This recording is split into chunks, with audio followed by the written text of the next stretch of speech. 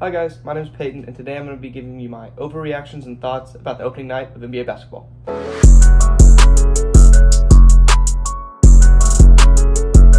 First off, let's head over to the East in the first game of the night, which is the New York Knicks taking on the Boston Celtics. Now, the Boston Celtics absolutely handled the New York Knicks this game, 132-109, as I'm looking at the box score right now. It also doesn't help when the Celtics hit 29 threes, tying an NBA record for most threes in a game, but it's also kind of ironic the fact they missed their last 13 straight to finish the game. But anyways, besides that, Celtics looked unbeatable. They look like the team you can't even beat if they're shooting or they're having a great shooting performance. And then even if they're not shooting well, Jaylen Brown's going to get to the bucket basically any chance he wants. And Jason Tatum looked unstoppable at ISO basketball, which is something that looks really good for the Celtics. As if Jason Tatum's an ISO player, he's a tough shot taker, but he's also a tough shot maker. But if he's not hitting the shots, he looks really bad. But you have a night like this where you can't miss. What did he shoot? He went 14 for 18 from the field and 8 from 11 from the three. Like, you can't guard him if that's how he's going to play, because all of his shots are the exact same shots. So if they're falling, it's going to be a tough night for the defense. I also thought that Derek White played really well. I didn't realize he hit six threes on the night, but I feel like he's more of that like glue guy. Finished with 24 points, second most on the team. But he's someone that's going to always be in the right spot, right basketball play. He's going to hit the open shots, and he's like a really nice addition they've added to this team who's really came into his own on this roster. I thought Al Horford, my concerns with him and Drew Holiday's age were very evident before the season started in my earlier prediction videos, but after tonight, they still showed they're the same player. Al Horford looked more settling for threes than in recent years, but also, if he's hitting them and they're open, that's a good shot to take. Now, coming off the bench, I thought Xavier Tillman played well. I didn't think he really did anything too outstanding, but I also didn't think he played too terrible. He ended up with 3 offensive rebounds, which I'm pretty sure led the team. And he's just someone that's going to hustle out there. Coming over from the Grizzlies, he's going to be someone that has that grit mentality with him. And I think he's a great addition for this team to come off the bench, especially when Porzingis is back and he can play more of his 4 role that he's like most notably known for. Sam Hauser kind of impressed me a little bit. He didn't shoot the ball really good, but he's someone that we know can make threes, which is good to have. I thought Luke Cornett didn't impress me a whole lot. He didn't really look like his normal self last year. Peyton Pritchard ended up playing 25 minutes off the bench and went 1 for 10 from the field. But also, he ended up +7 in the plus-minus. Like, he was someone that was on the court when they were winning. They didn't really need him to make shots. So I don't see that continuing throughout the year. But also, him playing 25 minutes is huge because that means they're going to rely on him more down the stretch if they need a bucket off the bench from the guard spot. Because you know what Jaylen Brown and Jason Tatum are going to do. Porzingis should be a go-to bucket guy. But Derek White and Drew Holiday are more defensive-minded facilitator guards.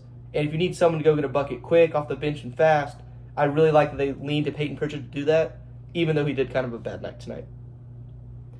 And on the other end, the Knicks, Karl-Anthony Towns looked like Cat. That is one of my 3 bright spots on this team. I thought that Cat looked like his normal self. He just wasn't making the shots or taking as many shots as he normally would take. But everything Cat was doing was kind of like Cat. He's going to shoot the catch-and-shoot threes if he has a smaller defender on him. And he's going to do the back-down post hooks that he does all the time in Minnesota. So I did like what I saw from Cat. I also liked what I saw from Jalen Brunson. With the defensive heavily guarding him, with Jaylen Brown on him almost the entire night, it's very obvious that Jaylen Brown is the best defender on the Celtics. And it's also very obvious that Jalen Brunson was the best player on the court, and both teams kind of determined that before the game started. Like, I know you go on through the game, Jason Tatum couldn't miss. He was the best player to finish the game. But the defensive mindset with Jalen Brunson was that he's the best player. We got to put our best defender on him. And I thought Jalen Brunson kind of handled it really well. He got to his spots really good throughout the game. He only finished with, 22 points, but he only played 25 minutes. Shot a very efficient 9 for 14. And I really liked what I saw from Jalen Brunson. The footwork was good, and he was getting to all his spots really easily to get his shots that he wants. I also thought another bright side on this team was Miles McBride looked amazing. He looked like the primary ball handler off the bench. He's the guy they're going to put in if they need someone like Jalen Brunson in foul trouble, or they just need a second scorer off the bench to run that second unit. I thought that was perfect because Miles McBride was getting all of the primary ball handle reps whenever Jalen Brunson was out of the game. They were heavily relying on him to run the offense, to get to his spot, and it also helps whenever you shoot 8 for 10 from the field and you have 22 points in the game. I thought Miles McBride looked amazing. That's a super bright spot for a Tibbs team that doesn't really have a whole lot of scoring off the bench in the past, other than Dante DiVincenzo, who comes alive in the playoffs. But it's really good to see that they have someone they can rely on off the bench who showed they're not worried to take the contested shot and they can make them, which is very huge for a team that didn't have that last year until the playoffs. I also thought that OG Anunoby looked fine. He looked like OG Anunoby. He's not going to consistently put up double-digit points, but you're either going to get 20 out of him, or tonight he had 4. But, I mean, he only shot the ball. He did shoot it 7 times. I'll take that back. He did shoot it a lot, but most of his shots, they were like, the one shot he made in the first quarter was the layup, hit 2 free throws, 4 good threes that just didn't fall. But OG Anunoby's more out there for his defense and his glue guy ability, and he played fine tonight. He didn't really do anything outstanding. I thought Josh Hart did okay. Josh Hart's more of a defensive specialist. He's not someone that is normally going to go get 20 points a game, and sometimes he's going to struggle to get 10. But he's just out there to kind of be another glue guy. He's just there to facilitate a little bit, hopefully hit the open shots, which he couldn't do tonight, but he can in the future. And he's just more out there to like be a defensive specialist, kind of. Jericho Sims also played well. I thought he was an amazing big man to come off the bench. Not really stretching the floor well, but he plays the dunker spot really good. And he's just a lob threat all the time. He had 4, I think, offensive rebounds, which is huge for a team that kind of needs that. They just need someone to go crash the glass with Mitchell Robinson out for a while, which I think was an amazing addition off the bench. So Jericho Sims kind of came into his own after an offseason of work, and knowing that Isaiah Hartenstein's going to leave and that Mitchell Robinson's going to miss time, he's kind of like filled out to be that smaller kind of Bam Adebayo build at the center position, but I think is huge off the bench for the Knicks. Now, in the second game of the night, which was a lot closer, it wasn't as close. The score kind of anticipated it, but it was still a good game nonetheless to watch, kind of. Very gritty, very defensive, and that was the Minnesota Timberwolves versus the Los Angeles Lakers, where the Lakers inevitably ended up winning by 7 points, 110-103. Now, I'll start with the Timberwolves first, but looking at the Timberwolves roster and kind of seeing how they played, Julius Randle struggled. I know the box score says 6 points, 9 rebounds, 4 assists, 50% from the field, but it did not look like the Julius Randle that we've seen in the past. He was very timid in the first half, very timid in the first quarter, I might add, and he really just wasn't getting to his spots, kind of. Most of his shots were, I'm going to just catch this 3, no one's on me, I'm going to pump fake and try to drive in. He wasn't playing in the flow that he used to in New York, what I think is really bad for a team that traded for someone to go be a dynamic scorer, and to go score to relieve some pressure off of Anthony Edwards and the rest of the team. With that being said, I thought Anthony Edwards looked elite. I thought he looked amazing. This box score says he didn't shoot it very well. Then you add, he's not a 3-point specialist. He shot 13 tonight, and he made 5 of them. That's not a bad percentage, but then if Anthony Edwards, someone who's head down, get to the rim player, and he's shooting 13 threes because the team's behind for most of the game, that's not good. J.J. Redick and the Celtics definitely had a game plan. J.J. Redick and the Lakers, definitely had a game plan. Let Anthony Edwards shoot. If he drives, double, make him pass. And Anthony Edwards did a great job. He only finished with 3 assists, but that was 3 straight assists on possessions where he got doubled. That is huge. So I thought Anthony Edwards played amazing. I thought he was good. Dante kind of struggled. That's fine. That's okay. Naz Reid looked fine. Nothing too impressive. Finished with 13 and 4. But, they definitely need more out of Naz Reid, someone who is like a scorer off the bench who's just going to go get buckets. It kind of hurts that he only had 12 points and only shot it 8 times. But also had 4 free throws. He was getting to the rim. He was kind of being a little aggressive. I think with Cat being gone, it's going to open up the floor for him to score more. But tonight it didn't really show. But I think throughout the season, it'll be better. Nickeil Alexander-Walker, he played amazing, coming off the bench in place of Mike Conley, who Mike Conley looked bad. He did not look good tonight at all. It was nice to see 14 points from Nickeil Alexander-Walker. Hit 3 threes, good threes, might I add. They were pump fakes, side steps, or just open catch and shoot. They all look good. That's great to see.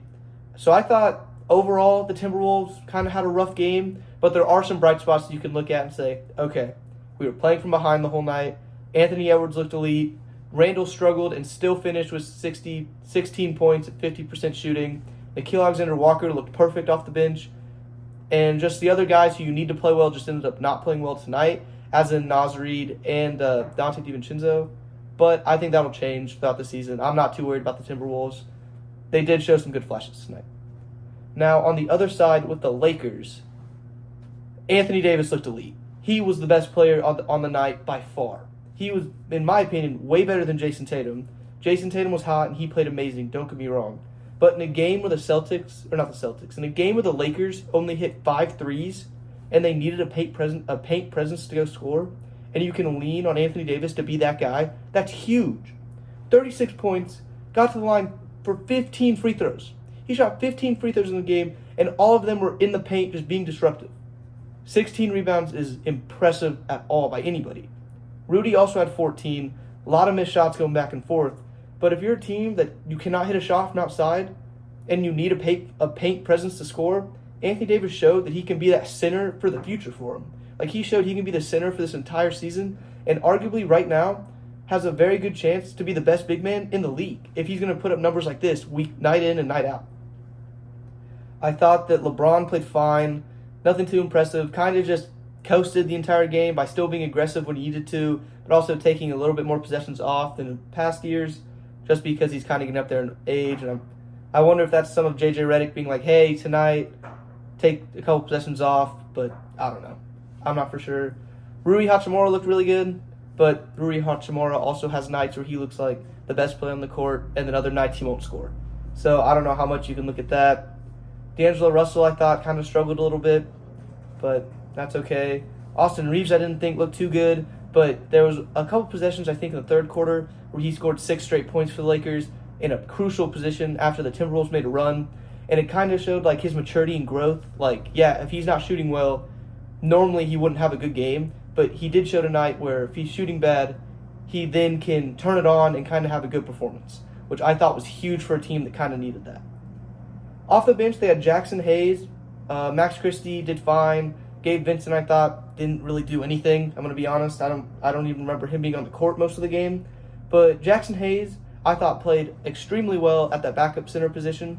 And I also like the ability that if you have Jackson Hayes in the game and he can consistently be in that dunker spot and grab rebounds and kind of be that big man that you need, you can move Anthony Davis over to the 4 where he's more fit because he's going against smaller defenders and he can stretch the floor where he can hit the 3.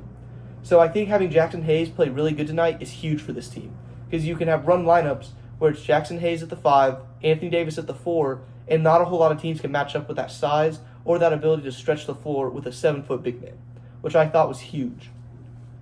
And then as I look at this, the last take I'm probably going to say is I thought Dalton Knecht looked okay. He really, for a rookie to come in and have 2 really big shots, like in the middle of the game, is always nice to see. He went 1 for 3 from 3, so I think they're going to rely on him to be more of like a spot-up shooter rather than a point-of-attack offensive player, which he was more of that in college at Tennessee. But I think for his growth and development alongside LeBron James and Anthony Davis, who Anthony Davis is going to clog the paint now, and LeBron James is going to be able to find shooters, I think he's going to be really good in lineups where he can be that off guard that can just spot up in the corner or roll off screens, kind of like a Klay Thompson type player. So I thought Dalton Knecht has like a really bright future with this team. And with that being said, I think that's all my thoughts I have to say. But no, I thought the Celtics couldn't miss. You can't beat them if they can't miss. Very easy. I thought Jalen Brunson looked good. And then I thought Anthony Davis was elite, was the best player on the night. And I thought Anthony Edwards played really well today. If you guys like this type of content, feel free to leave a like and subscribe.